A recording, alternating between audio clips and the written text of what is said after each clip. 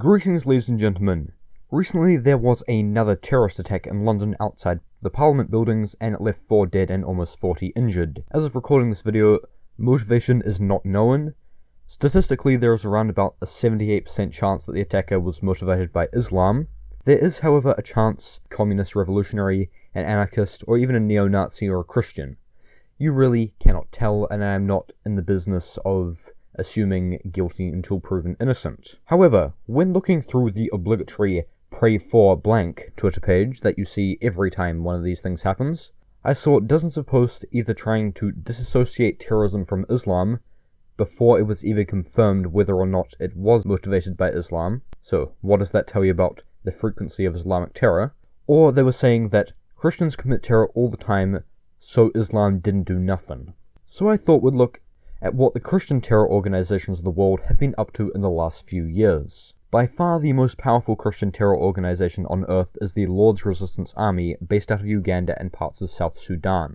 The LRA is the 10th largest terror organization on earth. The 9th is FARC, a communist group based in Colombia, and numbers 7 to 1 are all Islamic. The Lord's Resistance Army has decreased dramatically in size and power over the years and are now no longer the force of nature they once were. The conflicts they are involved in can be split into 2 eras. The first era stretched between 1987 and 2004. This was when they were at their greatest strength. Within the first era, the civil war they sparked killed over 100,000 civilians on both sides of the conflict, and 1.5 million people were displaced. Between 2006 and 2008, there was an unsteady and unstable peace. After 2008, however, there was a relapse, and it resulted in the massacre of 400 people on Christmas Day. The following year, they were blamed for a number of attacks across the African continent, stretching from South Sudan to the Democratic Republic of the Congo. These were unconfirmed, and I was unable to find an exact death toll. I'm sorry, so they will not be factored into the overall comparison. According to the then United Nations Secretary General, there were 45 children kidnapped or mutilated, and over 500 abducted in the space between 2009 and 2012, and they were almost always used to be child soldiers. The LRA is currently numbering around about 300 to 500 individuals, and if we compare this to the 8th most powerful terror organization, Tehrik-e-Taliban Pakistan, which is the Pakistani branch of the Taliban, as the name suggests. I probably butchered the pronunciation, I'm sorry. This organization has 40 to 50,000 soldiers. So as we can see, there is a pretty serious power disparity. Next on the list of Christians is Anti-Balaka, based in the Central African Republic. In 2013, in the capital of the CAR, members of Anti-Balaka went door-to-door with machetes and butchered 60 Muslim men, and another 150 died across the entire country. In response to this, the Muslim government militias went on a killing spree and murdered over 1,000 Christian men, many of them innocent, in just under 2 days. So that went well. And to top that off, in this case the group was not forged because the members were Christian, but because of the out-of-control revolutionaries that toppled the last government were running amok, murdering citizens and burning down property. The fact that most of the members were Christian was due to the fact that the CAR is a majority Christian country. Then there is the National Liberation Front of Tripura.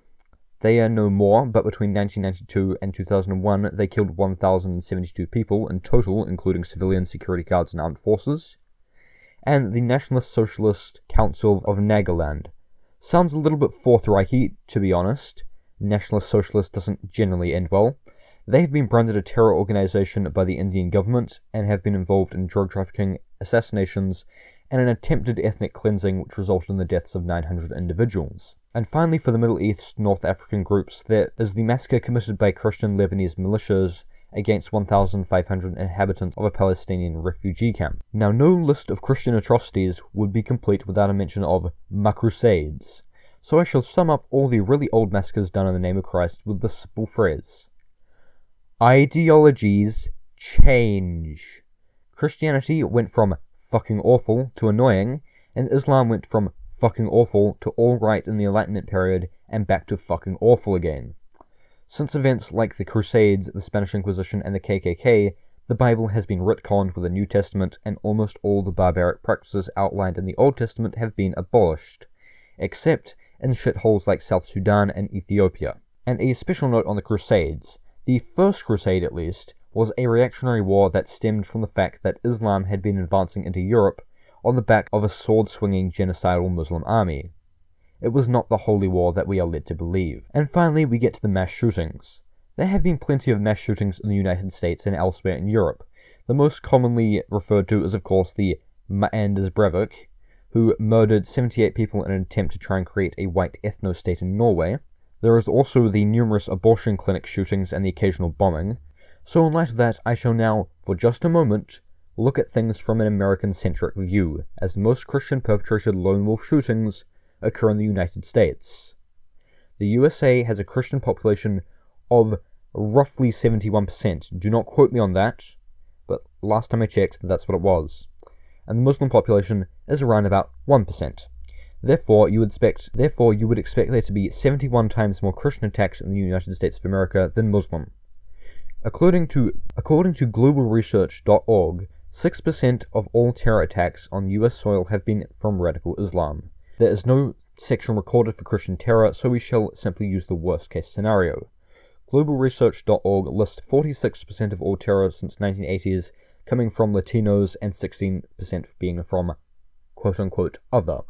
I can only assume Christian terror fits into the subcategory of other. However, for the purposes of this video, we'll assume that all of the category of other are Christian, and every single one under Latino is also Christian, as race is not mutually exclusive to an ideology. This gets us to 58% being perpetrated by Christians at the very, very, very, very, very most. This is still less than the 71% Christian population. Islam, however, is 6 times more represented in the terror stats than they are in population. So now we have all the stats for Christian terror organizations, we will compare them to Islam. 8 of the world's 10 most powerful organizations are Islamic, and only 1 is Christian. In 2015, 78% of all terror was committed in the name of Islam, despite Christianity having more adherents. In 2015, Islamic terror killed approximately 18,195 people in just Iraq, Syria, Afghanistan, Nigeria, and Pakistan. Just those 5 countries. This is not including the rapidly increasing terror rate in Europe, or any other attacks made in places like the Philippines, Thailand, or Indonesia.